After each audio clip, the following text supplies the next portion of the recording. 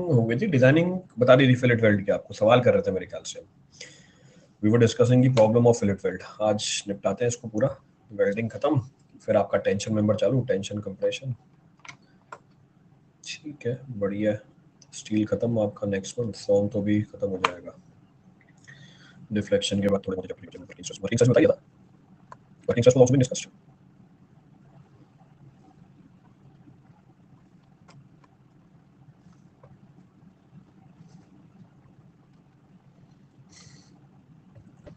Working stress बताइए जितना मेरे को ध्यान है, बट स्टिल देख लेंगे आगे नहीं है तो स्टार्ट करते हैं। जो भी बच्चे की चीजें हैं वेल्डिंग की कंप्लीट करते हैं। स्टार्ट करते हैं basic around say that offline centre for kettle live classes चल रही है, उसकी पैरा टॉपिक चल रहा है वो एनवायरमेंटल इंजीनियरिंग है, because of the topic environmental engineering. Next month नया बैच लॉन्च कर रहे हैं, we launching new batch also. जो एग्जिस्टिंग प्लस और आइकॉनिक लर्नर्स हैं उनके लिए 50% ऑफ अवेलेबल है, और 50% आल्सो अवेलेबल। आप इस कोड को स्कैन भी कर सकते हो फर्दर इन्फॉर्मेशन के लिए।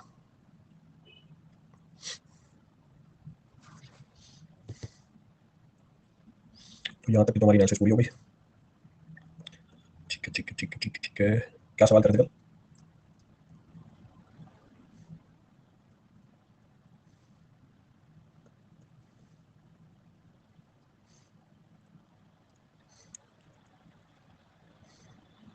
ये भी हो गया था मेरे ख्याल से, बोल्टेड है ना, वेल्डिंग में चले गए थे हम। टॉर्शनल मोमेंट निकाल के दे दिया था ये वाला। प्रॉब्लम 15 तक हो गई थी। 15 मतलब ये वाला सवाल, ये सवाल करवा दिया आपको। ठीक है, अभी कितने 5 सवाल और बचे हैं इसके। तो कंटिन्यू करते निपटाते सारे।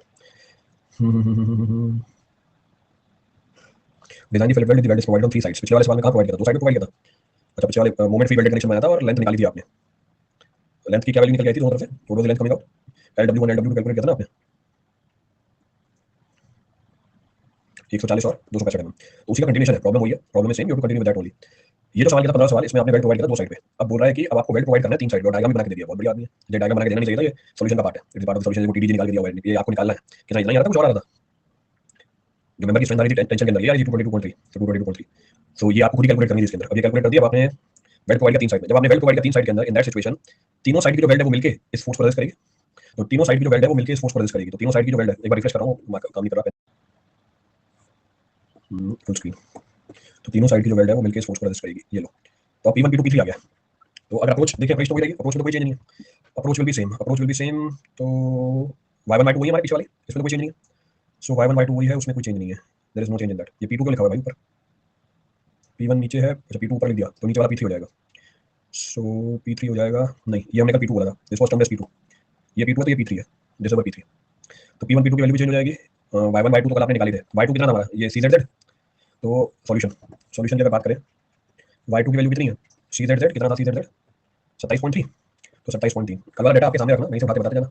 y1 कितना हो जाएगा हमारा? 80 माइनस y2, तो 80 माइनस 27.3 कितना था? ये 50 कुछ था ना, 52.7। और y3 कितना हो जाएगा? y3 80 mm इसका था। इसकी सीजी से दूरी कितनी हो जाएगी? इसकी सीजी से दूरी, सीजी से दूरी, तो सीजी से दूरी होगी 80/2। P1 P2 P3 वेल्ड की जगह, वेल्ड की वजह से, हाँ वेल्ड की वजह से नहीं, मतलब साइड वेल्ड कितने फोर्स को रेजिस्ट करेगा, यानी कितनी स्ट्रेंथ है वेल्ड की। ये हमारे जो एंड वेल्ड है उसकी कितनी स्ट्रेंथ है, और ये जो साइड वेल्ड है उसकी कितनी स्ट्रेंथ है, तीनों मिलकर कितना फोर्स रेजिस्ट करेंगे? 222.3 किलोमीटर का। तो y3 कितना हो जाएगा? y3 हो जाएगा 80/2, 40, 40 कैसे ऊपर चला गया? y2 से ऊपर चला गया, माइनस y2 कर दो, माइनस y2 कर दिया। तो 40 माइनस 27.3 कितना आ रहा है? कितनी वैल्यू आई है? 13 नहीं 12, 12.7। तो 12.7 में ये चीज़ निकलेगी। अब लगाएं, हम बोलेंगे sigma F x zero. Sigma F x zero बोले तो इसका मतलब तीनों मिलके कितना फोर्स रेजिस्ट करेंगे सवाल में, जो हमारे एंगल सेक्शन की स्ट्रेंथ के बराबर है। एंगल सेक्शन की स्ट्रेंथ कितनी निकाली थी आपने कल वाले सवाल में? 223.3 किलोमीटर। तो एक कहानी तो ये हो गई, एक कहानी ये हो गई। अब बात करते हैं P3 की। P3 वैल्यू कितनी होगी? फिलेट वेल्ड है, तो फिलेट वेल्ड है तो डायरेक्टली निकाल सकते हैं, इसका भी found directly. So P3 is equal to PdW3, this will be equal to FU, length of the weld of active floor thickness, divide by √3 into gamma mw, √3 into gamma mw। FU कितना है? 410, तो FU है 410। Length of the weld, width कितनी है? 80 mm की है। अच्छा, throat thickness निकाली थी कल आपने, वही वाली थ्रोट थिकनेस, कल वाले पार्ट का ही, कल वाला डाटा लिख दिया। थ्रोट थिकनेस कितनी है वही बताना। साइज कितनी थी? 5, तो ये थ्रोट थिकनेस हो गई 3.5 mm, तो कंटिन्यूएशन में है। So throat thickness 3.5 mm, 3.5 mm newton को बदला किलो न्यूटन में, डिवाइड बाय √3। कहाँ कर रहे हो? फील्ड में कर रहे हो, शॉप में कर रहे हो? फील्ड में कर रहे हैं, शॉप में कर रहे हैं, साइट पे कर रहे हैं, साइट पे कर रहे हैं तो 1.5, साइट पे वेल्डिंग कर रहे हैं। तो P3 निकाल लो कितना आ रहा है। सो P3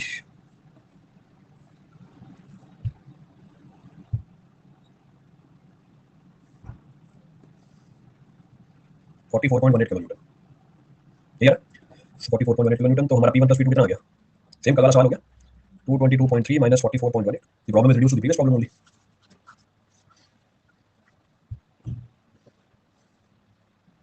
178.12 पहली रिलेशनशिप। कैसा कनेक्शन डिजाइन करना है आपको? Moment free connection. तो हम क्या बोलेंगे for moment free connection, for moment free connection कल हमने क्या बोला था P1 Y1 is equal to P2 Y2। आज क्या बोलेंगे? आज बोलेंगे P1 Y1 plus P3 Y3। So P1 Y1 plus P3 Y3, P1 Y1 plus P3 Y3 is equal to what? P2 Y2। So P1 Y1 plus P3 Y3 is equal to P2 Y2।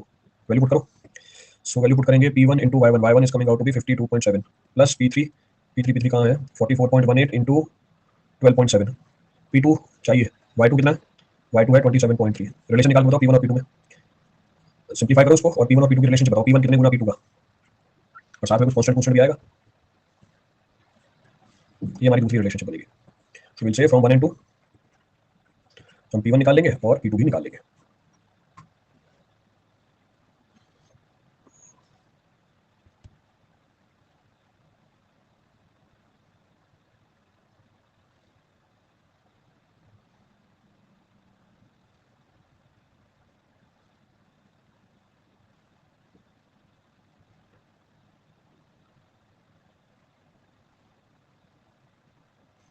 क्या result? इस वाली question को solve करो, निकाल के बताओ क्या result आ रहा है।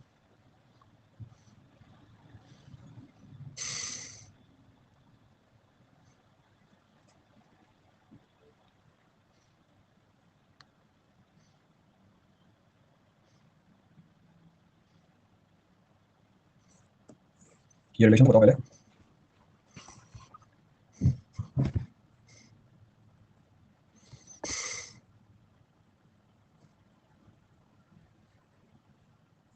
P1 P1 P2 निकाल के दे रहे हैं, तो रिलेशन पूछो बिना रिलेशन के P1 P2 में कैसे चलेगा यार? P1 is equal to 0.518 P2 minus 10.6। अब दो इक्वेशन है, दो अननोन है, सॉल्व करेंगे P1 P2 आएगा। दो लोगों का अभी भी P1 P2 सेम नहीं आया, आसपास है। एक बोल रहा 54, एक बोल रहा 53। क्या लिखूंगा मुझे बता, एक जन और निकाल के दो। वो बस बीच में डेसिमल का राउंड ऑफ किया होगा इसलिए एम्बिग्यूटी आ रही, बाकी कोई दिक्कत नहीं।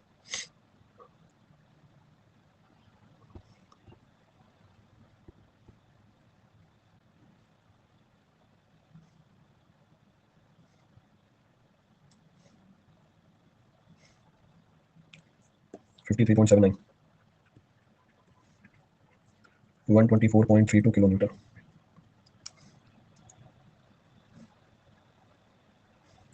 यही है। चलो P1 P2 आगे लेंथ निकाल दो दोनों तरफ की। P1 P2 दोनों तरफ की लंबाई निकाल लेंगे। दोनों तरफ की लंबाई कैसे निकालें? So say now P1 is equal to what? PDW1, PDW1 FU LW1 TT upon root 3 gamma MW। So 410 into LW1 into 3.5 into 10⁻³ divide by root 3 into 1.5। P1 आपने बताया 53.79 किलोमीटर। सॉल्व करोगे LW1 निकाल के दे दो। उसी तरीके से P2 सब कुछ ऊपर से ही डुप्लीकेट किया, नीचे लेके आ गए, डुप्लीकेट किया नीचे लेके आ गए, बस 1 की जगह 2 करते जाओ। ये 1 की जगह 2, 1 की जगह 2 और इसको भी रिप्लेस कर देंगे और ये 1 की जगह 2। सो LW2 TT LW2 ये वैल्यू आपने कितनी बताई? 124.32। यहाँ से आप LW2 निकाल के दोगे।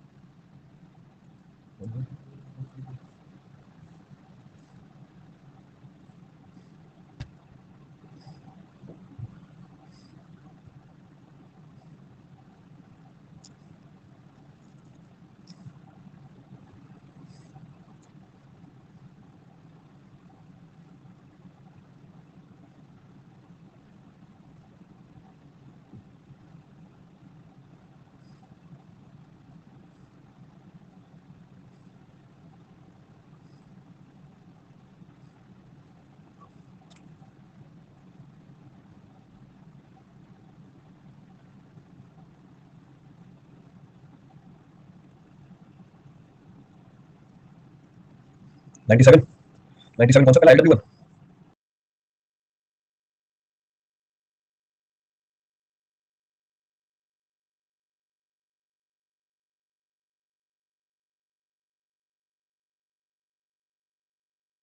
To 25 point nothing.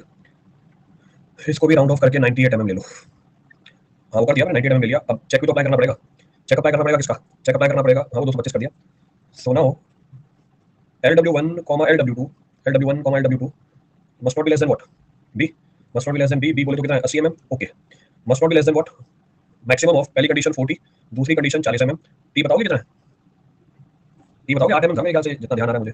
सवाल का है 8 mm, और वो प्लेट कितनी थी गदर प्लेट तो इंडिया के 12 mm की, तो 12 mm की तो 8 mm लेंगे, थिनर मेंबर 32 mm तो मैक्सिमम कितना आ रहा है 40 mm, इसका मतलब यहाँ से भी ओके है। तो ओवरलैप के पॉइंट ऑफ व्यू से कोई दिक्कत नहीं है, ओवरलैप के पॉइंट ऑफ व्यू से कोई दिक्कत नहीं है। अब डायग्राम मैंने खुद बना के दे दिया, नहीं बना के देना चाहिए था इसको, क्यों? क्योंकि एक तरफ तो लंबाई कितनी है इसकी, एक तरफ हेड की लंबाई कितनी है हमारी, एक तरफ हेड की लंबाई है 225 mm और दूसरी तरफ हेड की लंबाई कितनी है 98 mm, तो ये 225 mm है और 98 को भी 100 कर सकते हो, मैंने बस 98 mm कर रखा है। उस तरफ अगर आप चाहो तो इंटरमीडिएट वैल्यू दे सकते हो, तो there intermediate value can also be provided, बीच में गैप दे दो, गैप के ऊपर कंडीशन बताई हुई आपको, कंडीशन वो that is also being given, तो वो भी प्रोवाइड कर सकते हो, that can also be provided, कोई दिक्कत नहीं उसमें।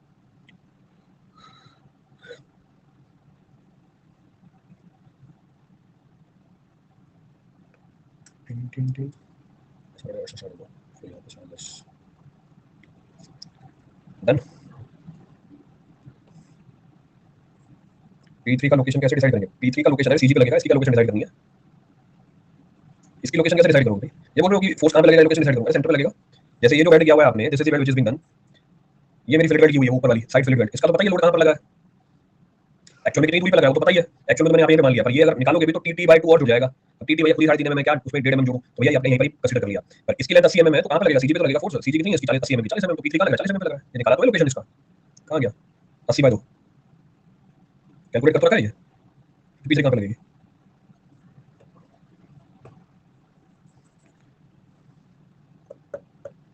चलो देखो, check next problem.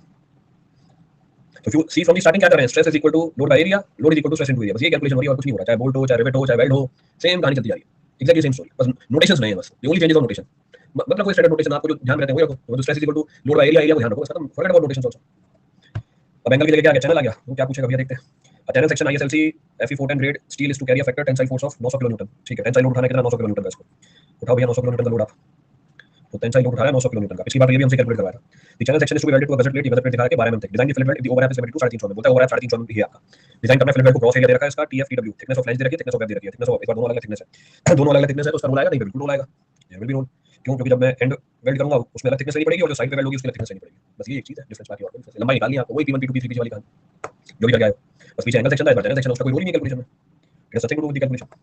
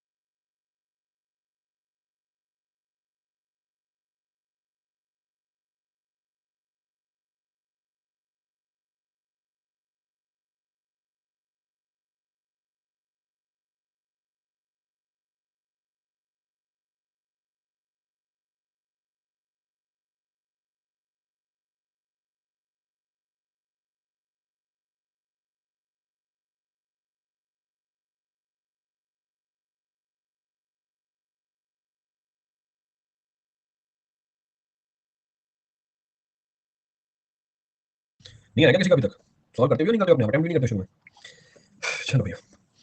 Hmm what is first thing to analyze? First thing to analyze is specifications निकालो बैठ के। Specifications,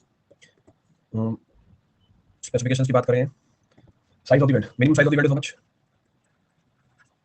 so minimum size of the weld, minimum size of the weld, plate है 12 mm की थिक, और वो तो 12 से भी छोटा है। Thickness of the thicker plate 3 mm का है भाई, 3 mm क्यों?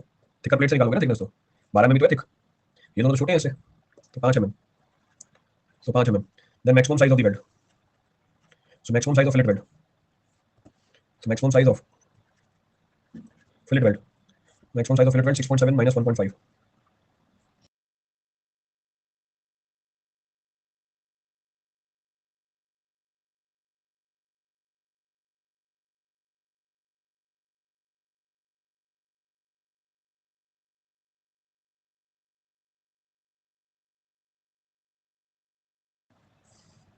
11.6 minus 1.5 कितना है? 10.1। तो हम कितनी लेके चलेंगे? यूनिफॉर्मिटी रखनी है 5 mm मान लो। सो अज्यूम साइज ऑफ वेल्ड कितना?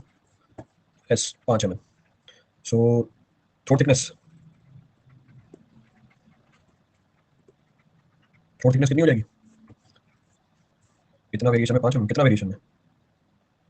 कौन सी वेरिएशन है 5 mm भाई?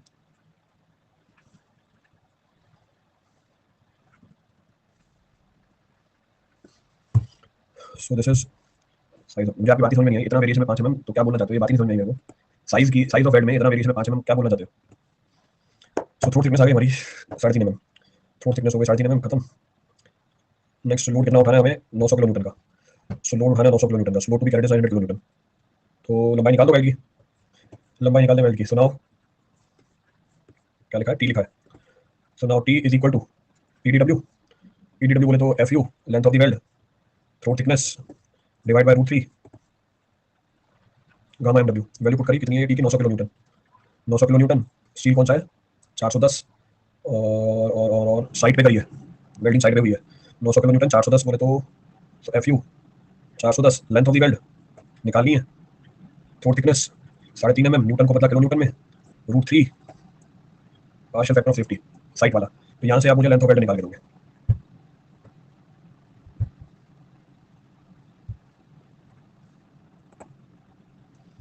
So length of the belt required 1629 1629 1629.45 mm, बोले तो 1630 mm, इतनी लेंथ ऑफ बेल्ट चाहिए।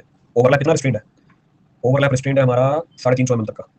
तो 350, 350, 700, 700 और 300, 1000, आप कितनी बेल्ट दे सकते हो यहाँ पे? So length of the weld that can be provided as per the given information.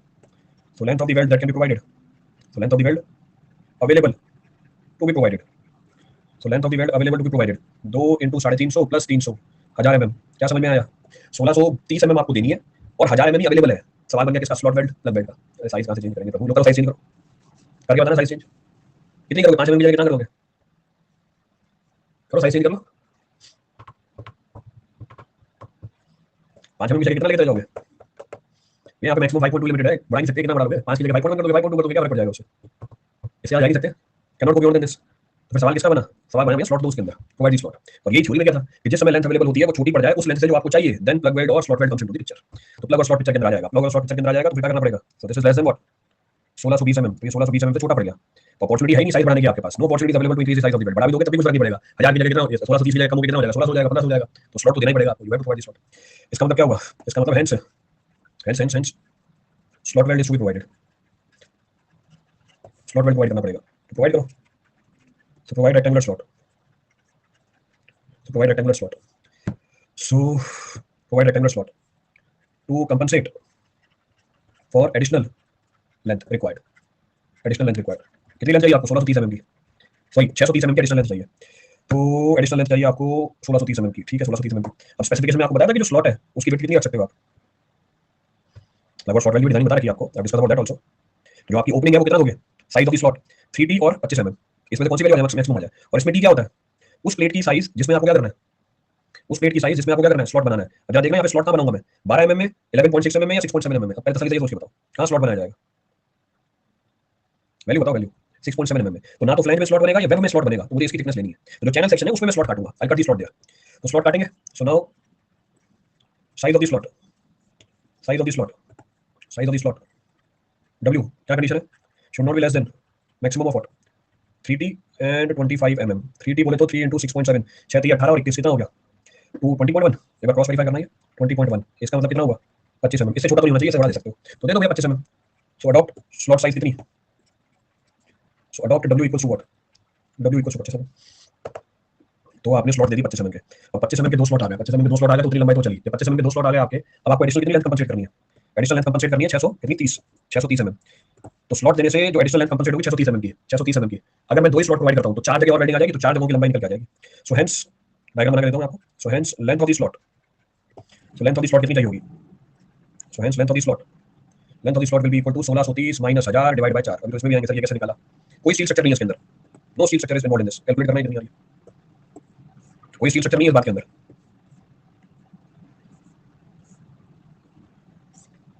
One fifty seven point seven, तो 157.7 mm बढ़ा सकते हो, राउंड ऑफ करके 158 mm दे दो। ज्यादा दे रहे हो कम तो दे नहीं रहा, ज्यादा दे रहे हो कम नहीं दे रहे, तो अब दो स्लॉट प्रोवाइड किए ना, दो स्लॉट प्रोवाइड किए और लंबाई 158 और उधर 350 यानी अप्रोक्सीमेटली आधा, 350 आधा कितना हुआ? तो आधे से भी कम है, आधे से भी कम दिखाओ फिर, आधे से भी कम दिखाओ। और स्लॉट साइज कितनी दिखाई? 25 mm। तो स्लॉट साइज आपने दिखा दी 25 mm, तो दिखा दो भैया 25 mm। तो अगर ये 25 mm है और एक 25 mm और दिखाई तो 50 mm खर्च हो गया, 50 mm खर्च हो गया। टोटल कितना था? 300 mm था ना? टोटल कितनी कहानी थी इसकी? टोटल कहानी 300 mm की थी। Total story was what? 300 mm। तो डायग्राम स्केल पे चलाने के लिए मैंने इस तरीके से दिखा दिया। Now the diagram is on scale also, बात भी समझ में आ जाएगी आपको। देखो दो स्लॉट प्रोवाइड किया मैंने, आई प्रोवाइडेड टू स्लॉट्स इक्वल दूरी पे प्रोवाइड करके, तो दो स्लॉट आ गए हमारे, दो स्लॉट आ गए। आपने लंबाई निकाली स्लॉट की, लंबाई निकाली स्लॉट की, वेल्डिंग करके दिखाता हूं। ये लंबाई कितनी? 350 mm। ये लंबाई कितनी? 350 mm। स्लॉट देने से लंबाई पे कोई फर्क पड़ा? नहीं, उतनी रहेगी कितनी? 300 mm रहेगी, कोई फर्क नहीं पड़ेगा इसके ऊपर, there will be no change.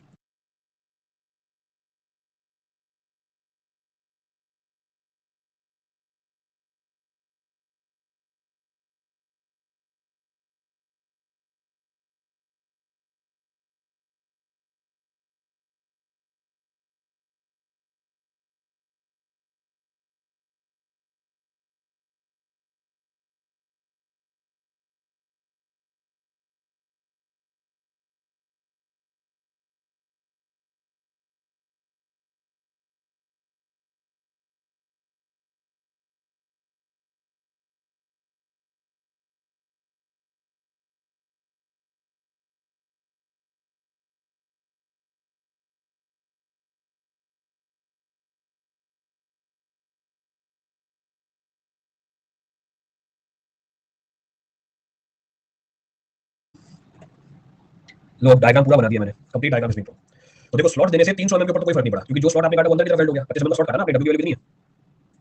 ये जो डब्ल्यू हमारा इसकी वैल्यू कितनी है? 25 mm है, एक तरफ लिख देता हूं मैं, तो कोई फर्क नहीं पड़ा, वो तो अंदर फेल्ड हो गया। पर ये एडिशनल लंबाई मिल गई स्लॉट की आपको दो तरफ, तो मैंने दो स्लॉट दिए, दो स्लॉट दिए, इस बात का मतलब क्या हुआ? या चार तरफ फेल्डिंग होगी, 1 2 3 4 से डिवाइड बाय 4 करता तो एक तरफ लेंथ कितनी आ रही है? 158। तो हो गया काम, खत्म, प्रॉब्लम इज फिनिश्ड, हो गया डिजाइन बिल्ड। सो क्या डिजाइनिंग हुई? So provide two slots,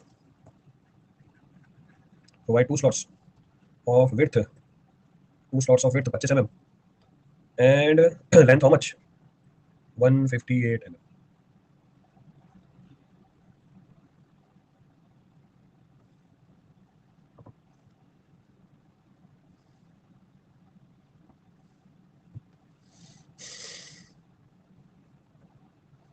centre connection आ गया, ये भी क्या है? This is the center connection.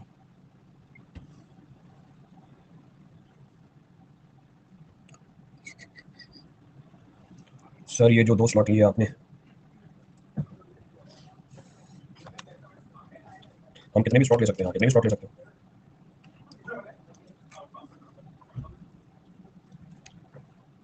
कितने भी ले सकते हो, बस ऊपर वाली कंडीशन ध्यान रखना। जब ये बोलोगे सर मैं 100 स्लॉट लूंगा, जब 100 स्लॉट लोगे तो डब्ल्यू क्या हो जाएगी? 25 से कम हो जाएगी, कॉस्ट पे इफेक्ट नहीं आएगा। तो फिर आपने ये सवाल क्यों पूछा? आपने अपने सवाल का जवाब खुद ही दे दिया। आपने सवाल पूछा हम कितने भी ले सकते हैं, हाँ ले सकते हैं, तो इसमें तो कोई दिक्कत नहीं है, ले सकते हैं। फिर आपने अपने सवाल का जवाब खुद ही दिया, ऐसे कॉस्ट पे इफेक्ट पड़ेगा, हाँ तो मैं कितने भी क्यों लूंगा, मैं तो कितने लूंगा, मैं कितने भी क्यों लूंगा, मैं तो इतने लूंगा ना जो कम से कम और मेरा काम चल जाए, बस उतनी लिया। जब आपने सवाल पूछा कितने, ऐसे पूछो, बाकी सब जगह भी ऐसे सवाल पूछते हो, मैं जवाब ऐसा ही देता हूँ, कितने भी ले सकते हैं, हाँ ले लो कितने भी, जब तक वो कंडीशन फुलफिल नहीं हो रही। कागज पे तो ले रहे हो, फील्ड में थोड़ी ले रहे हो, फील्ड में नहीं लेंगे, वो पैसा लगता है उसके अंदर। तो अगर मैं इसकी जगह 4 भी लेता तब भी आंसर सही होता, आंसर ही सही आएगा ना, बस फील्ड में वो 4 नहीं लूंगा, वो स्लॉट काटने में टाइम और पैसा भी तो लगेगा।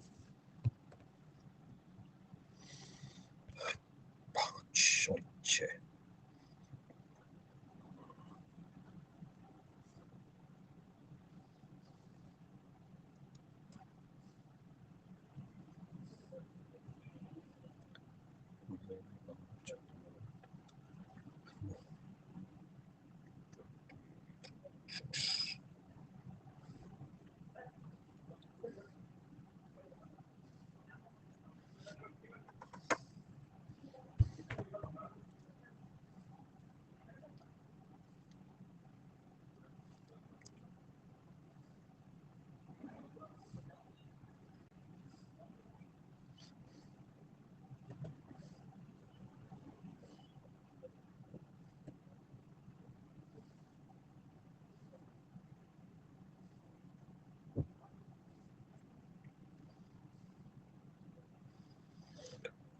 जल्दी चलो।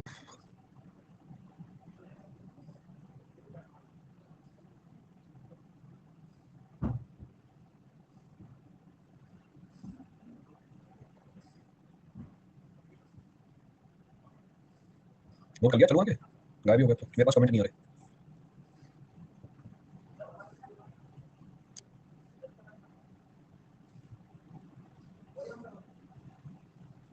चले कंटिन्यू। चलो,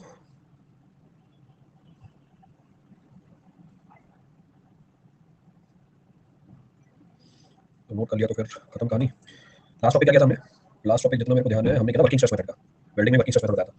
अब असेंट्रिक कनेक्शन की डिजाइन करते हैं। जैसे हमने बोल्ट में असेंट्रिक कनेक्शन डिजाइन किया था, दो तरह के असेंट्रिक कनेक्शन डिजाइन किए थे हमने बोल्ट में। एक direct load along with torsional moment, एक direct load along with bending moment. तो दो तरह के हमने असेंट्रिक कनेक्शन डिजाइन किए थे। सेम असेंट्रिक कनेक्शन यहाँ पर भी, और अप्रोच भी वही है। अप्रोच इज आल्सो सेम, कोई फर्क नहीं पड़ेगा उसमें। There will be no change in approach also. तो now we talking about eccentric connection. So eccentric connection, देखो लास्ट ईयर बोल्ट के ऊपर सवाल आया था असेंट्रिक कनेक्शन, अभी समझ इस बार वेल्ड के ऊपर आएगा। This time in mains you will find a problem on welding. कोई इसी तरह के साइकिल रोटेट होती रहती है, तो कनेक्शन पे एक सवाल जरूर आएगा। 20 नंबर का सवाल होता है, 20 25 नंबर का। अब 20 25 नंबर को जस्टिफाई करने की असेंट्रिक कनेक्शन बचती है, तो एक प्रॉब्लम जरूर निकल जाती है इसके ऊपर। तो eccentric connections, so acentric connections using weld. So acentric connections using weld. Weld use करके acentric connections. So acentric connections using weld. पहला फर्स्ट है हमारे पास फिलेट वेल्ड। पहला है फिलेट वेल्ड।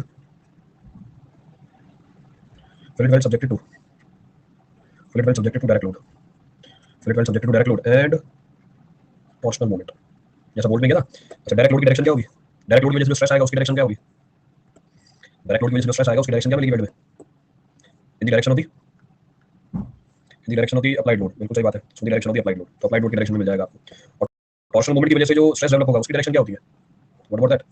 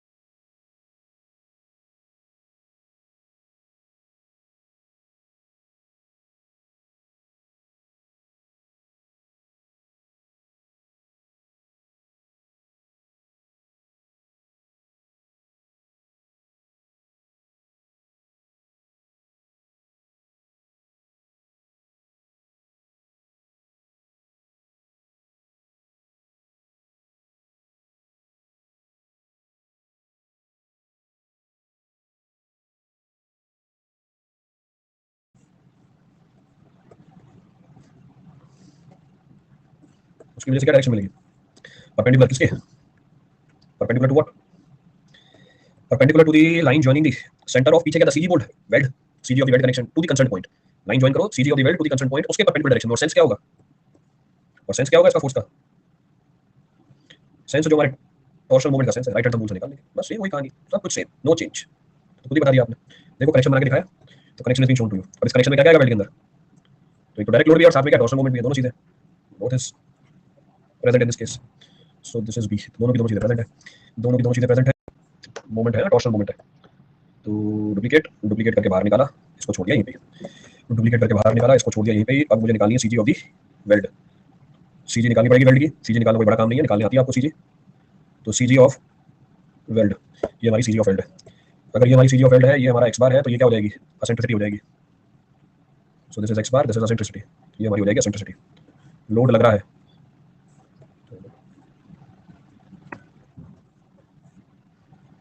लोड लग रहा है कितना? पी। सो लोड लगा है पी। अगर सपोज मेरा कंसर्न पॉइंट क्या है? This is my concern point. अब अगर ये मेरा कंसर्न पॉइंट है, यार अंडू क्यों होते हो तुम? ए, मुझे यहाँ पर फोर्स की डायरेक्शन निकालनी है because of this load P. अगर मुझे यहाँ फोर्स की डायरेक्शन निकालनी है, कैसे निकालूंगा? तो पहले तो इसको ज्वाइन कराओ, सीजी को ज्वाइन करा दिया कंसर्न पॉइंट से, राइट हैंड थंब रूल इधर जा रहा है, राइट हैंड थंब रूल इधर जा रहा है, टॉर्शन की वजह से इसके परपेंडिकुलर, ये आ गया फोर्स टू टॉर्शन। और डायरेक्ट लोडिंग की वजह से कहां पर होगा? डायरेक्शन ऑफ लोड में। सो डायरेक्शन ऑफ लोड में तो ये एफडी आ गया, और ये क्या कहलाएगा? ये एफटी कहलाएगा। तो एक एफडी है और एक एफटी है, ये क्या कहलाएगा? आर कहलाएगा। तो सेम वैसी की वैसी कहानी जैसे पीछे बता रही थी, एक्जैक्टली सेम थिंग।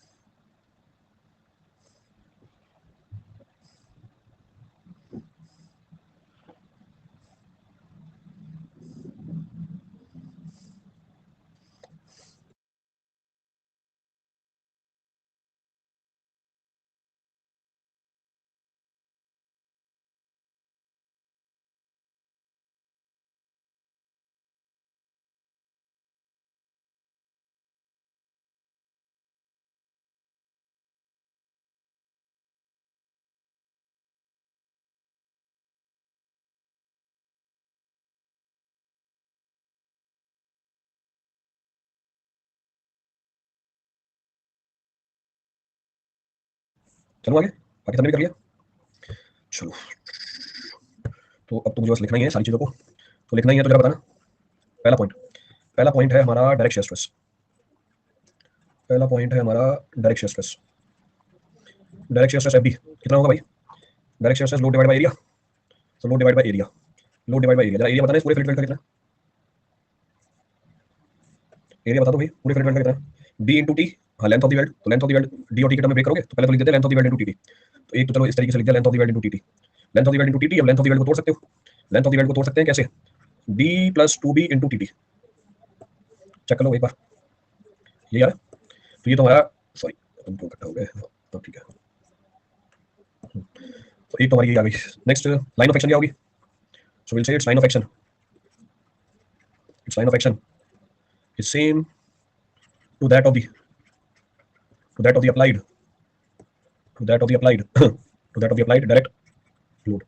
Next अगर बात करें टॉर्शनल स्ट्रेस की, torsional shear stress, torsional shear stress, तो टॉर्शनल shear stress कितना है भाइयों?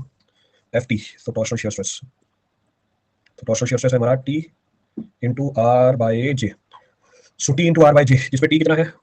P into E, P into E, ठीक है ये हो गया पी इंटू ई। नेक्स्ट अब बचा जे, जे क्या होगा? जे क्या होगा? जे होगा हमारा polar moment of inertia. Polar moment of inertia कैसे निकालोगे? अगर ये एक्स एक्स है, ये वाई वाई है, हाउ यू कैलकुलेट?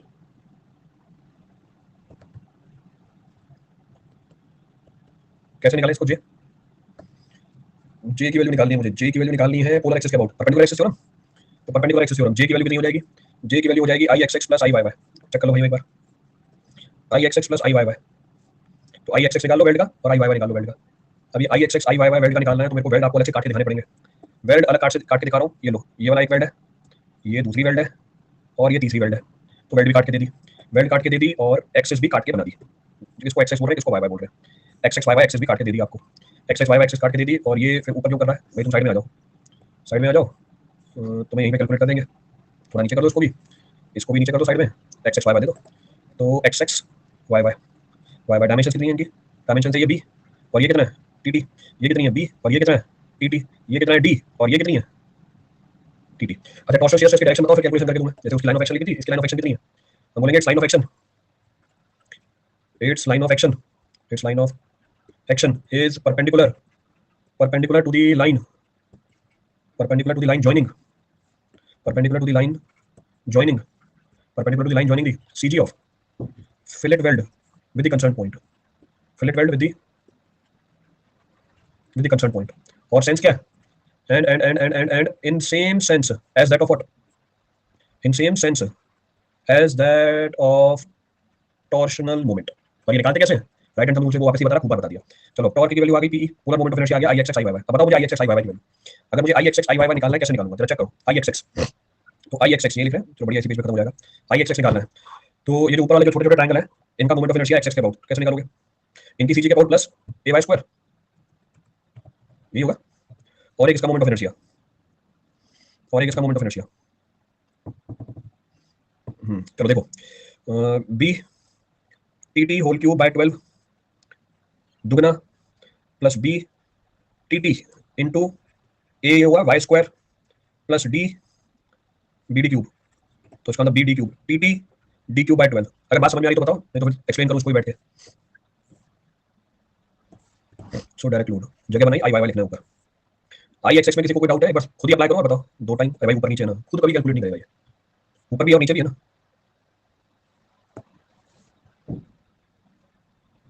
ऊपर भी वेल्ड है नीचे भी वेल्ड है, तो दो से मल्टीप्लाई कर दिया उसको। सो this is the value of I X x. Second point, क्योंकि थिकनेस बहुत छोटी है आप इसको इग्नोर कर सकते हो, यू कैन नेग्लेक्ट दिस। इसको मैंने एलिमिनेट किया तो एरो बना दिया, मतलब नेग्लेक्टेड। क्योंकि टीटी का वैल्यू बहुत छोटी वैल्यू चली जाएगी। बी की वैल्यू बढ़िया, पीछे सवाल किया आपने 350 mm 300 mm और थिकनेस कितनी है 3.5 mm की, तो आप उसको इग्नोर कर सकते हो, वैल्यू बहुत छोटी निकल के आएगी। तो ये गया। अब बात करते हैं आई वाई वाई की, I Y Y Y Y axis के अबाउट, वाई वाई एक्सिस के अबाउट, वाई वाई एक्सिस के अबाउट क्या बनेगा? अब बी कहां गई वाई वाई एक्सिस? अभी एक्सिस निकाली थी ना, वाई वाई एक्सिस ये रहा, वाई वाई एक्सिस मतलब सीजी के अबाउट। सीजी के अबाउट कितना बनेगा इसका? परपेंडिकुलर एक्सिस थ्योरम लगानी पड़ेगी। So perpendicular axis theorem, so perpendicular axis theorem B D cube बनती है, डी ये बनती है। अब वाई बनना तो डी टी क्यूब, ठीक है। So D T T cube by 12 plus D into T T A बना। और वाई की वैल्यू कितनी हो जाएगी? वाई की वैल्यू बन जाएगी हमारी इसकी सीजी से दूरी, ये सीजी से दूरी कितनी है भैया, ये देखो एक्स बार, ये एक्स बार है, वापस लिख देते हैं यहाँ पे X bar. So this is our X bar, तो ए वाई स्क्वायर, तो एक्स बार, तो ए वाई स्क्वायर मतलब एक्स बार का whole square, A X bar का होल स्क्वायर, एक तो ये आया, तो ये वाला तो घटा। अब ये वाला जो एलिमेंट है, ये वाला जो एलिमेंट है, इसकी वाई एक्सिस के अबाउट, इसकी वाई एक्सिस के अबाउट, तो टी टी, सो 2 गुना T T B cube by 12, so T T B cube by 12, so T T B cube by 12। पर ये किसके अबाउट आई है, ये अबाउट आई है, ये जो रेक्टेंगल बने हुए हैं इनकी खुद की सीजी के अबाउट आई है, और इनकी सीजी कितनी है, बी बाई 2 पे है, इनकी सीजी बी बाई 2 पे। मुझे वाई एक्सिस के अबाउट निकालना है, अगर मुझे वाई एक्सिस के अबाउट निकालना है तो plus A Y square, A कितना है T T into B Y square दूरी कितनी होगी, दूरी होगी हमारी B by 2 minus X bar, so B by 2 minus X bar, तो कैलकुलेट करके दे दिया भाई वो moment of inertia I by Y. अब फिर से आप इसको नेगलेक्ट कर सकते हो, again you can neglect this term क्योंकि बहुत ही छोटी टर्म है, जहां टी टी क्यूब आ गया, तो जहां थिकनेस का होल स्क्वायर आया क्यूब आया उसको भगा देना, तो ये आपका आई एक्स आई वाई वाई आया, दोनों को जोड़ोगे जे की वैल्यू ऊपर से निकल के आ जाएगी। इसमें कोई डाउट हो तो बता दो भाई।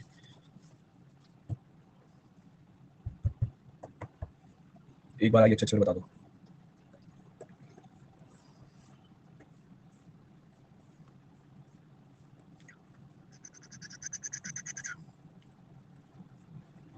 सो आई अबाउट एक्स एक्स, ये है रेक्टेंगल, रेक्टेंगल का खुद की सीजी के about moment of inertia is equal to B D cube by 12 plus A Y square, इसकी सीजी और न्यूट्रल एक्सिस के बीच की दूरी, मतलब मोमेंट ऑफ इनर्शिया में फंसे पड़े हैं बैठ के।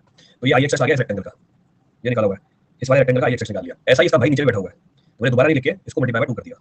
फिर एक रेक्टेंगल ये है, इसकी सीजी न्यूट्रल एक्सिस ही है, तो लिख दिया बी, बी मतलब टी टी क्यूब, तो बी मतलब T T D cube by 12, ये रहा T T D cube by 12, तो इसका moment of inertia about X X, इसका moment of inertia about X X, इसका moment of inertia about X X, तीनों को जोड़ दिया। तो अब ये बात समझ में नहीं आ रही है, मैं ये नहीं करूंगा, मैं बंद कर दूंगा इसे, मैं जाके मोमेंट ऑफ इनर्शिया की थ्योरी पढ़ूंगा वापस, और जो करा रखी है सेपरेटली बता रखा है मोमेंट ऑफ इनर्शिया शुरुआत में, तो दिक्कत इसमें नहीं है, दिक्कत मोमेंट ऑफ इनर्शिया के अंदर है, तो वही बंद कर दूंगा इसे, क्लास भी बंद, सब कुछ बंद, मैं जाके पढ़ूंगा मोमेंट ऑफ इनर्शिया। इसमें कौन सी नई चीज बताइए भाई, ये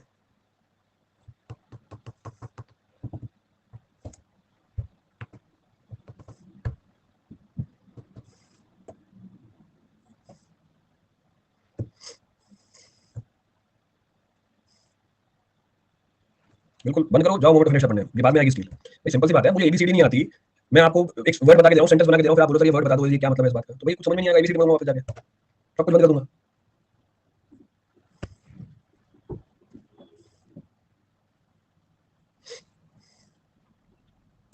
नोट कर लिया सबने, ये लो प्रीवियस स्लाइड।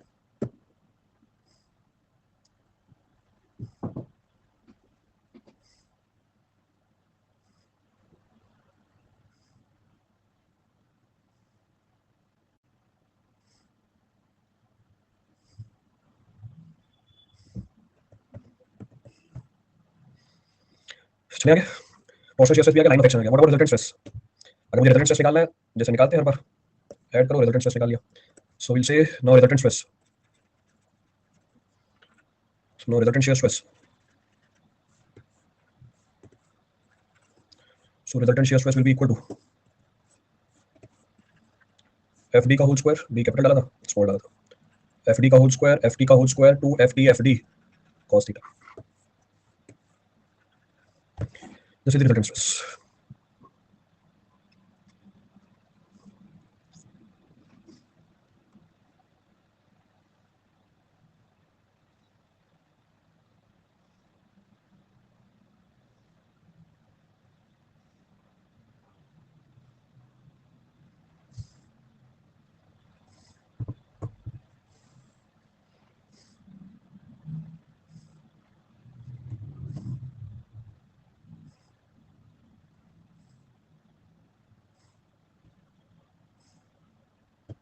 नोट कर लिया सबने,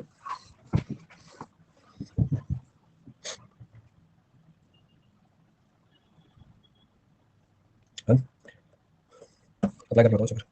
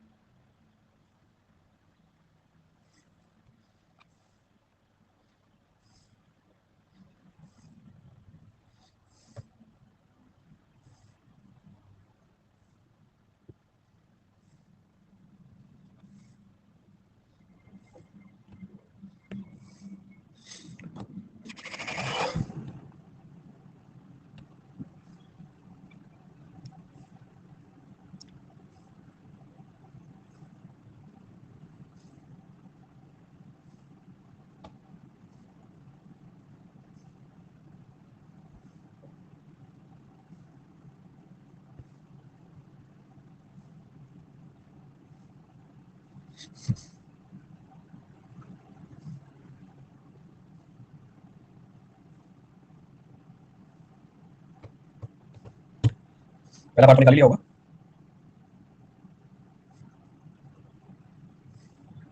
चलो देखो क्या बोल रहा है पार्ट। सवाल बोल रहा है bracket plate is welded to the flange of the column, पीछे कॉलम है, आईएसएचबी सेक्शन है 300 का, is given calculate the size of the weld required, as पूछ रहा है, to support the factor load of 110 kilo newton, assume shop welding, shop में welding की हुई है, एफई 410 ग्रेड ऑफ स्टील है, ठीक है, एफई 410 ग्रेड ऑफ स्टील है, तो एस तो निकालना ही है मुझे, तो सारी चीज उसके अंदर चली जाएगी। ये 200 है, 80 है, तो टॉर्शन के लिए मुझे क्या चाहिए होगा, टॉर्शन के लिए मुझे सेंट्रिसिटी चाहिए होगी सबसे पहले तो सबसे पहले तो सेंट्रिसिटी निकालो। तो सॉल्यूशन सेंट्रिसिटी निकालनी है, कैसे निकालेंगे भैया सेंट्रिसिटी ये हमारी सिचुएशन है, ये लोड लगा है, जानकारी क्या दी हुई है, ये 200 है, ये 200 है, ये 80 दिया हुआ है, और ये हमारा एक्स बार है, यानी सीजी की दूरी आ गई। तो मैंने पूरा डायग्राम नहीं बनाया, पर जो काम की चीज़ है वो दिखा दी।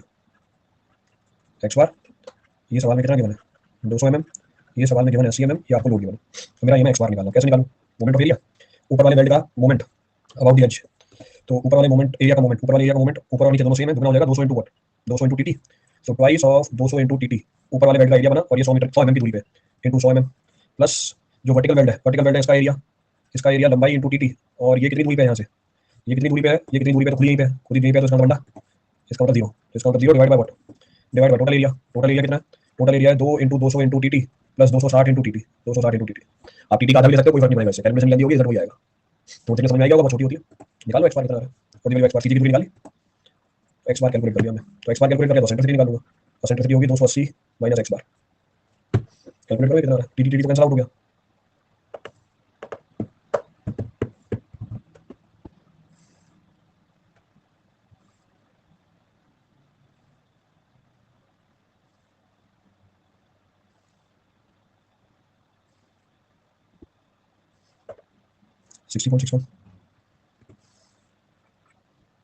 Sixty point six one mm, तो अब ये निकाल के दो,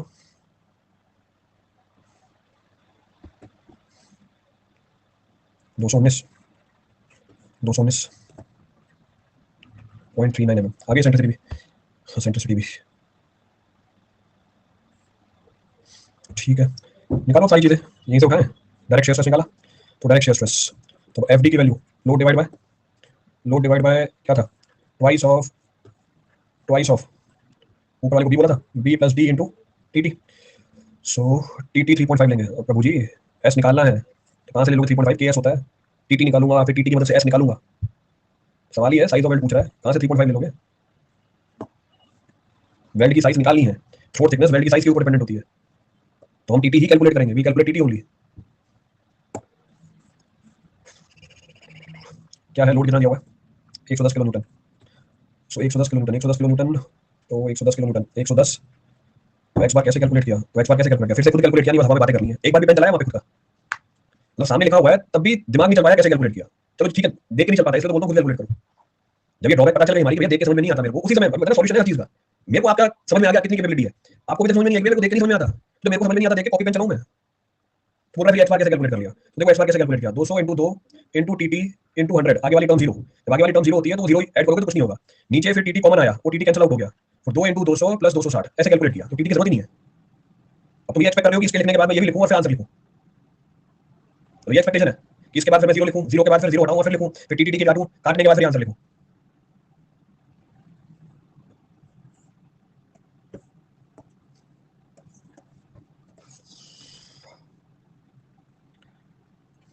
सो load is 110 kilo Newton, convert किया न्यूटन के अंदर, डिवाइड बाय 2 बी कितना है हमारा, तो सोचना नहीं है, करना है, लिखने के बाद सोचना नहीं होता, लिखने के बाद पेन चलाना होता है, सॉल्व करना होता है, सोचना नहीं है, नहीं सोच पा रहे हो तुम, या मेरे को समझ में आ गई बात, तुम्हें भी बात समझ में आ जानी चाहिए कि मैं नहीं सोच पाता हूं, तो मैं लिखूं हर चीज को, ताकि सामने जो रिजल्ट आएगा उसको पढ़ के मेरे को समझ में आएगा, तो उसको कोई बुरी बात नहीं है नहीं सोच पा रहे हैं, तो दिमाग को सोचने के लिए एक्सरसाइज तो करानी पड़ेगी ना, अब मैं नहीं उठा सकता 30 किलो, पता है मुझे, तो धीरे धीरे उठाऊंगा ना, पहले 5 किलो उठाऊंगा, फिर 10 किलो उठाऊंगा, फिर 15 किलो उठाऊंगा, फिर 20 किलो उठाऊंगा, 2-3 महीने तक करता रहूंगा, 30 किलो भी उठा लूंगा, तो नहीं लिखने के बाद तुम नहीं सोच पा रहे हो, छोड़ दो सोचना, कैलकुलेट करो, so twice of B plus D, twice of B कितना है, ट्वाइस ऑफ बी है हमारा 200, डी कितना है 260, 260 था ना, 260, टीटी टीटी कितना है भाई, टीटी टीटी टीटी टीटी, सो टीटी कैलकुलेट करोगे, कोफिशिएंट इकट्ठा करके बताओ सारा कितना आ रहा है, 166.67, 166.67 डिवाइड बाय टीटी, पीछे 3 सवाल पड़े, 3 सवाल में टीटी आ रहा है 3.5, 3.5 ले लेंगे, मतलब पूरा बर्बाद, मतलब 20 घंटे लगा के कंसेप्ट बताया, क्योंकि वो 3 सवाल करा दिए जिसमें 3.5 में आया, वो पकड़ लिया बस, टीटी 3.5 में ले लेंगे, वो 20 घंटे सब पूरे में, बस एक सवाल करा दिए 2-3 उसमें टीटी 3.5 में आया हर बार, तो 3.5 में ले लेंगे, then torsional stress. Torsional stress के लिए क्या चाहिए? टॉर्क चाहिए, टॉर्क की वैल्यू तो आ गई। आर चाहिए, आर की वैल्यू निकाल देंगे। आर की वैल्यू निकाल लेंगे, आर की वैल्यू सीजी से दूरी चाहिए। सीजी से दूरी, सीजी तो ये भी काटनी पड़ेगी। ये हमारी सीजी आ गई। ये सीजी कितना है हमारा? बी ऊपर माना था, ये डी बाई टू। ये हमारा हो गया डी बाई टू। तो आ गया एक्स बार और डी बाई टू, सीजी की दूरी निकल के आ गई। ये है हमारा R. This is the value of R. So ये हमारा आर बना, आर बना। चलो लिखते हैं। पर इसमें तो आई एक्स एक्स आई वाई भी चाहिए, डायरेक्टली नहीं निकाल पाएंगे। तो फिर अलग अलग कैलकुलेट करते हैं सारी चीजें। पहले निकाला टॉर्क। टॉर्क है पीई। पी है 110 kilo Newton.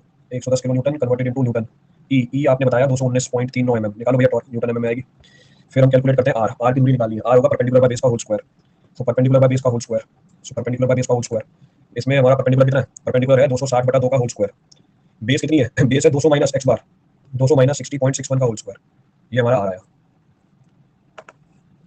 So torque is 2413290 newton M. R की वैल्यू निकाल लो कितनी आ रही है। आर की वैल्यू भी आ गई। फिर इसके बाद थीटा भी चाहिए होगा। तो इसके बाद थीटा भी चाहिए होगा, वो भी निकालते हैं। ये हमारा एफ डी, ये हमारा एफ टी, ये हमारा है थीटा। ये थीटा, ये 90 डिग्री का एंगल है, तो ये 90 माइनस थीटा। ये 90 डिग्री का एंगल है, तो ये थीटा। यहाँ से हम निकाल लेंगे, मुझे क्या पता है? परपेंडिकुलर भी पता है, बेस भी पता है। तो टेन थीटा।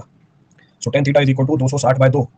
260 by 2 base. बेस है हमारा 200 माइनस 200 माइनस एक्स बार। 60.61। 60.61। 60.61। इसको सॉल्व करेंगे। भाई मुझे तो cos थीटा चाहिए होता है ना, मैं डायरेक्टली cos थीटा निकालूंगा। कहाँ है 3 थीटा निकाल के आगे cos थीटा चाहिए ना, तो cos थीटा निकालूंगा directly. cos theta will be equal to base. Base कितना है हमारा? 200 माइनस 60.61 और आर भी ऊपर निकाल ही रहे हो। Base upon hypotenuse. आर कितनी है? 190.6। 190.6 mm। ये डायरेक्टली डाल दिया ना 190.6 mm। वो cos थीटा निकाल डायरेक्टली, काहे tan थीटा निकाल के मेहनत करेंगे। तो डायरेक्टली cos थीटा की वैल्यू चाहिए।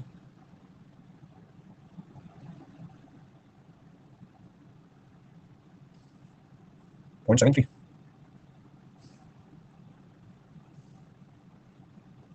यही है। अब बचता है आई एक्स एक्स आई वाई वाई। अगले पेज पे गए। आई एक्स एक्स सेम ये कहानी। ये लिखा हुआ हमारा आई एक्स एक्स। अब यहीं से उठा रहा हूँ मैं डायरेक्टली। लिखा हुआ है जो चीज कैंसिल आउट हो गई वो कैंसिल आउट हो गई, जो बची हुई है बस वही लिख रहा हूँ मैं। Twice of B into T T D by two का whole square. Twice of B into T T D by two का होल स्क्वायर।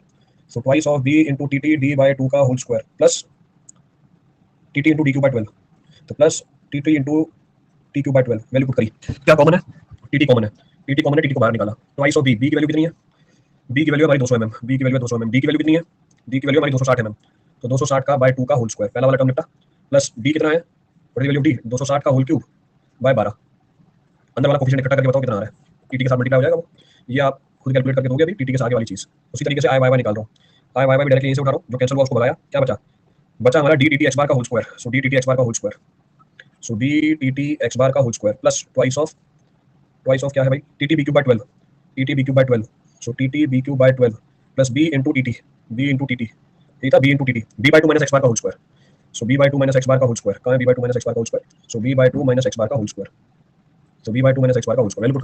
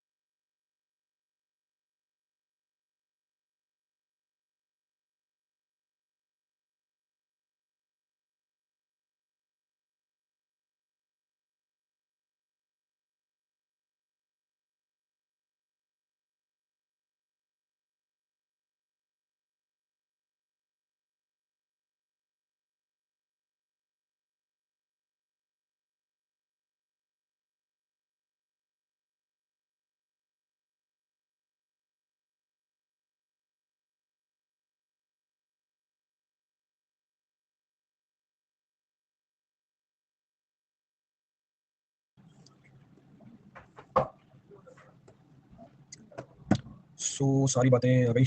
225 है, 224 है, 22 क्या है ये 82 पॉइंट नहीं, एक बोल रहा है 82.44, एक बोल रहा है 83.44, नहीं 8.22 और एक बोल रहा है 8.25, नहीं भैया फर्क है। अभिषेक भाई तुम देखो, एक टू मिसिंग है तो तुम्हारा, या तो दूसरा वाला का नहीं, कुणाल और आकाश का सेम आ रहा है, उसका मतलब सही है उसका 8.224, 8.224 ठीक है। और कितने जीरो है, 10 रेज पर 6 जीरो है, तो 10 रेज पर 6 जीरो है, सो 10 रेज पर 6 जीरो है टीटी हो गया टीटी। अब वैसे ही आई वाई वाई को टीटी के फॉर्म में निकाल के बताओ, आई वाई वाई को, हाँ ठीक है मैंने वो डाल दिया 8.22, आगे वाला छोड़ दिया, rest I left it out.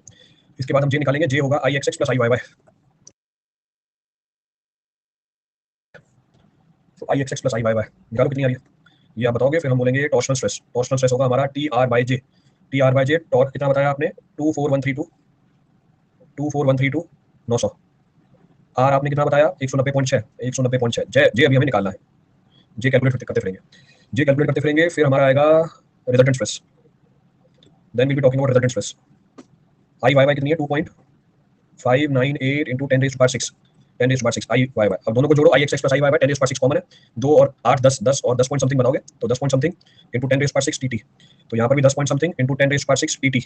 अब रिजल्टेंट निकालेंगे, रिजल्टेंट होगा हमारा एफ डी का होल स्क्वायर, तो रिजल्टेंट हो जाएगी हमारी एफ डी की होल स्क्वायर, तो एफ डी का whole square plus F T का whole square plus 2 F T cos theta कितना है भैया 10.82, सो 10.82 10.82 टीटी, ये रिजल्टेंट आया मेरा, ये रिजल्टेंट आया। अब हम सेफ्टी के लिए क्या करेंगे, so for safety what is the condition, तो हम बोलेंगे फॉर सेफ्टी ये शेयर स्ट्रेंथ क्या होना चाहिए, कम होना चाहिए, F R should be less than F U upon root 3 gamma M W, तो आ गया एफ आर।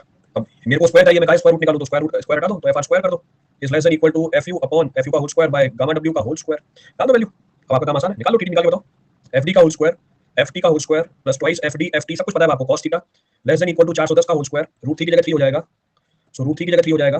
और वेल्डिंग का कर रहा है, वेल्डिंग फील्ड में जाकर कर रहा है, नहीं शॉप में कर रहा है वेल्डिंग, अपनी शॉप में कर रहा है, दुकान में वेल्डिंग कर रहा है, तो मान के चल रहा है अच्छी वेल्डिंग करेगा। और अभिषेक हुआ तो फिर मैं तभी फैक्टर सेफ्टी 1.5 लगाऊंगा, नहीं लूंगा 1.5, दुकान में करे फील्ड में करे। यहाँ से आप टीटी निकाल के दे दो, from here you calculate value of TT, डालो वैल्यू टीटी की वैल्यू निकाल के दो कितनी आ रही है, फ्लो थिकनेस आ जाएगी यहाँ से, सारे पैरामीटर डालोगे, सिर्फ टीटी अननोन है, ओनली टीटी इज अननोन।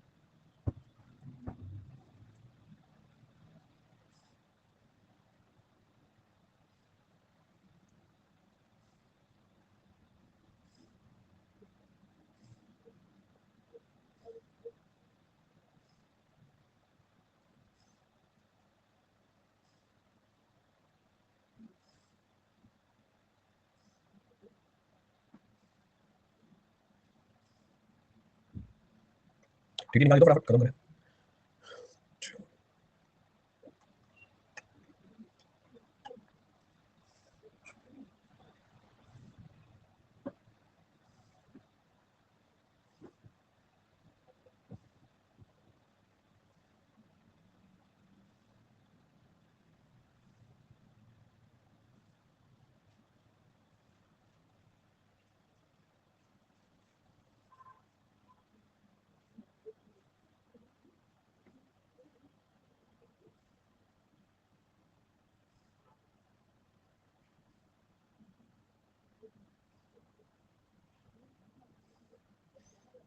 जल्दी बताओ टीटी निकाल के, टीटी की वैल्यू आ जाएगी, फिर साइज ऑफ द वेल्ड निकालेंगे, so TT is equal to 0.7 times of S, from here we calculate the size of the weld,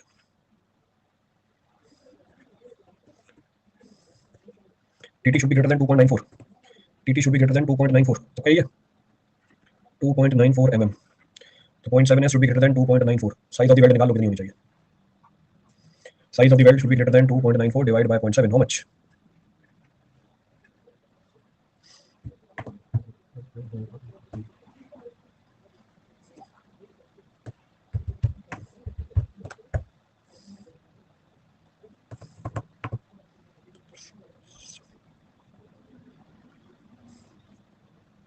हर किसी का 2.94 डिवाइड कर दो 0.7 से, देखो क्या है 4.2, 4.2 mm, तो size of the weld should be greater then 4.2 mm, 4.2 mm से बड़ी मान लो 5 mm, तो size of the weld is greater than 5 mm, 4.2 से ज्यादा लेनी है आपको, खत्म सवाल।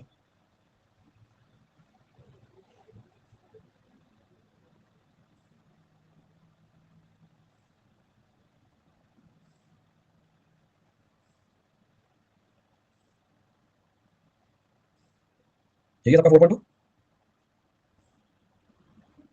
यही है, यही है, तो खत्म कहानी, खत्म कहानी, ये क्या आ गया, मोमेंट आ गया।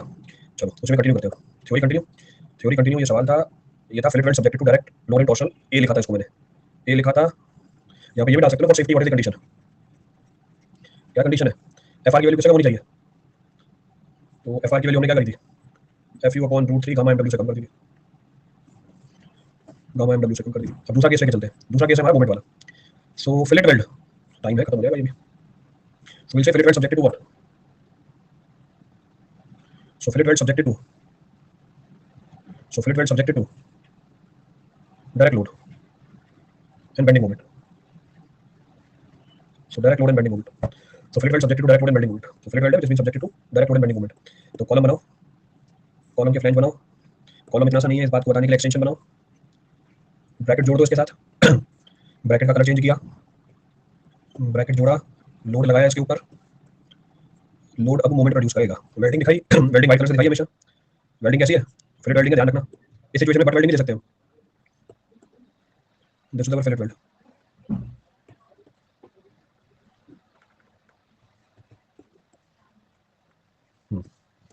सो load is P, eccentricity is E, इस बार क्या आ जाएगी साथ में, बेंडिंग स्ट्रेस भी आ जाएगी। तो ये हमारी साइज एस है और लंबाई ऑफ दी वेल्ड कितनी हो जाएगी, डी हो जाएगी। अगर एक तरफ करी, दो तरफ करी तो टू डी हो जाएगी। इस बात को समझने के लिए मुझे क्या बनाना पड़ेगा, इसका दूसरा भी बनाना पड़ेगा, फ्लैंज दिखानी पड़ेगी। अब ये फ्लैंज है, ये हमारी फ्लैंज है और इसके दोनों तरफ क्या हो रही है, वेल्ड हो रही है, दोनों तरफ वेल्ड हो रही है। इस बात को समझने के लिए पहले क्या बनाना पड़ेगा, ये प्लेट बनानी पड़ेगी, ये प्लेट बनाई पीले कलर की, ये पीले कलर की प्लेट बना के दिखा दी, इसके ऊपर लगा है हमारा लोड, ठीक है भैया, इसके ऊपर लग रही है हमारी लोड। सेंट्रिसिटी कहाँ चली गई इस बार सेंट्रिसिटी कहाँ चली गई, बोर्ड के अंदर चली गई, दिखेगी नहीं आपको, पर आपको दोनों तरफ क्या दिखा होगा, वेल्ड दिख रहा होगा, दोनों तरफ वेल्ड दिख रहा है आपको, तो फिलेट वेल्डिंग है। So this is the fillet weld. Thickness को मैग्नीफाई करके दिखाया मैंने ब्रैकेट की, thickness of the bracket is been magnified. तो थिकनेस कितनी है ये टीटी वेल्ड की, ये कितनी है TT, effective force thickness, diagram बनाओ आगे चलेगा।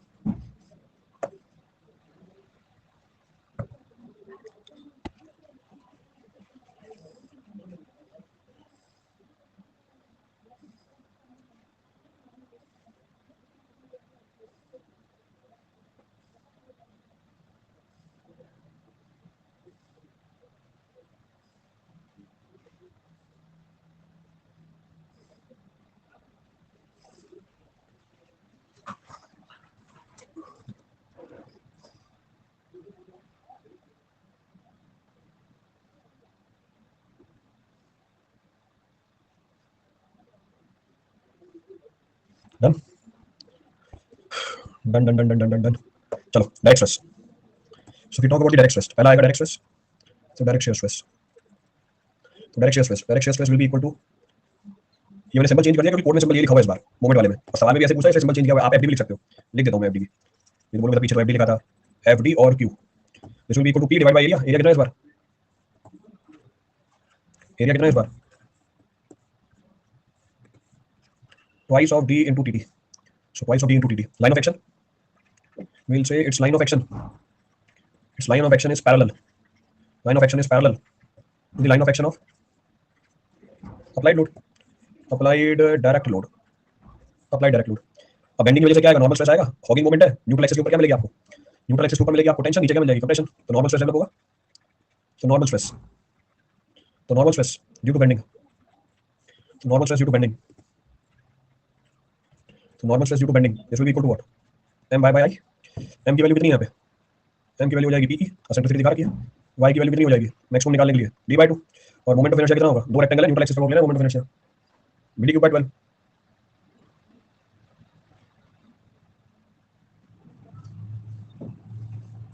so I will be equal to twice of tt d/12।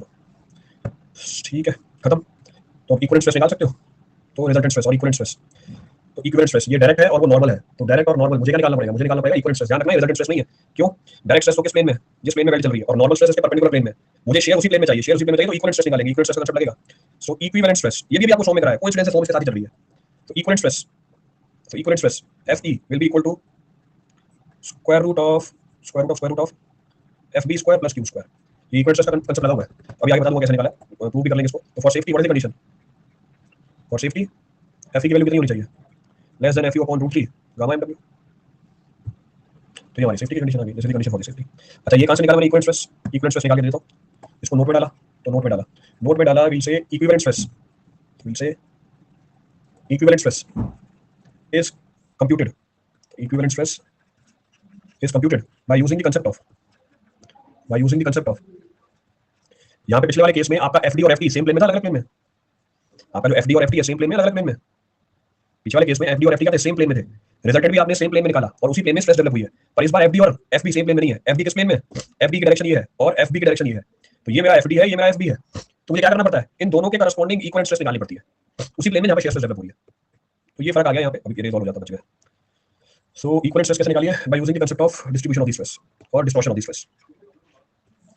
So equivalent energy concept, तो equivalent stress is computed by using the concept of distortion energy. So distortion मेरा main चीज है, तो इसको capital में डालते हैं और एनर्जी के लिए जगह बनाते हैं।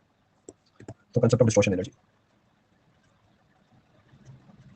तो कांसेप्ट ऑफ डिस्टॉर्शन एनर्जी, तो क्या है हमारी डिस्टॉर्शन एनर्जी? तो हम बोलेंगे एफ इक्विवेलेंट का whole square is equal to sigma X square plus sigma Y square minus sigma X sigma Y plus, so sigma X sigma Y plus 3 times of tau X Y का whole square. अब हमारे case में क्या आ रहा है? हमारे case में आ रहा है सिग्मा एक्स आ गया एफ बी, सिग्मा वाई कुछ भी नहीं है, और जो डायरेक्ट स्ट्रेस है वो कितनी है? शेयर स्ट्रेस है क्यू। तो डायरेक्ट शेयर स्ट्रेस वैल्यू डाली ऊपर, वैल्यू डाली ऊपर एफ इक्विवेलेंट का whole square this is equal to F B square plus 0 square minus 0 plus 3 Q square. आ गया एफ इक्विवेलेंट निकल के। तो एफ इक्विवेलेंट की वैल्यू कितनी आ गई? एफ इक्विवेलेंट की वैल्यू आ गई F B square plus 3 times of Q square. मैंने पीछे डायरेक्टली लिख दिया था, अरे भाई 3 छूट गया पीछे, ये 3 times of Q square. So 3 times of Q square, तो वो रिजल्टेंट नहीं है, वो इक्विवेलेंट स्ट्रेस है। तो सेफ्टी के लिए आपका इक्विवेलेंट स्ट्रेस शेयर स्ट्रेंथ से कम होना चाहिए। सो लेस देन इक्वल कर दो। फिलेट वेल्ड है, बट वेल्ड भी यहीं पे कर लेंगे। सवाल फिर अगली क्लास में देख लेंगे। कनेक्शन खत्म।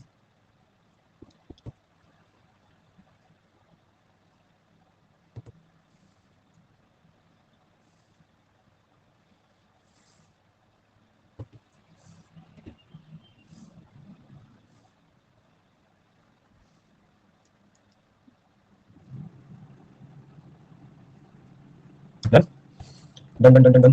एक और नोट मेंशन करो, एक और नोट मेंशन किया। नेक्स्ट नोट बोल रहा है that for design of the, जो काम की चीज है उसको हाईलाइट करते हैं। For design of the depth of the bracket, for design of the depth of the bracket plate in fillet weld, for design of the depth of the bracket plate in fillet weld subjected to direct load and bending moment, subjected to direct load and bending moment, use